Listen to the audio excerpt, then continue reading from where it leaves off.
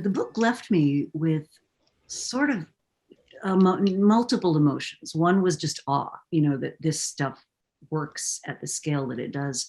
The other one was sort of concern that a lot of what you describe is very inhuman. It's really humans as badly performing robots, I guess is the way I would characterize that. Good way to put it. Yeah. Right.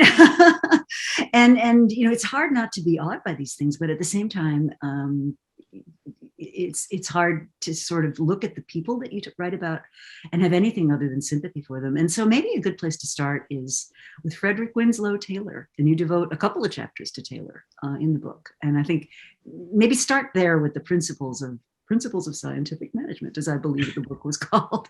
Yeah. And that's now confused all the other things that you talk about. So Taylor, Frederick Winslow Taylor, I mean, maybe in your circles he's well known, but I feel like the average person doesn't know who he is. He's the most important person that the majority of people have never heard of. It's just stunning to me. I mean, to me, he is as important as a thinker as Marx or Darwin, and yet we often just don't hear about him.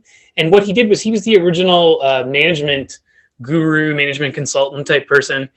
And, at the beginning, at the end of the 19th century, beginning of the 20th century, he had a life working in a machine shop in Philadelphia where he learned how things of the day were manufactured.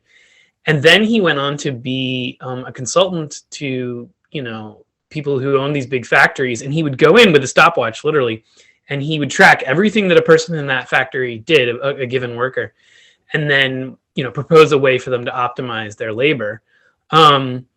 It sounds relatively benevolent, but the way that he did it was fairly arbitrary. And when the U.S. government tried to apply his techniques to the Watertown Armory in Massachusetts, the workers revolted. And then there were hearings before Congress, and his techniques, known as Taylorism, were actually banned from all federal works. So there is that history, but the crazy thing is that his techniques of optimization and what we call Taylorism and what he called scientific management, they've really become the water that we swim in. I mean, whether someone's working in an Amazon warehouse or a call center or anywhere in fast food, all of these places, all of the individual tasks have been routinized and optimized, to within an inch of their life. And it allows managers or sometimes software to really drive workers as hard as they can be driven. And, we don't call it scientific management anymore, but that's truly what it is. Mm-hmm.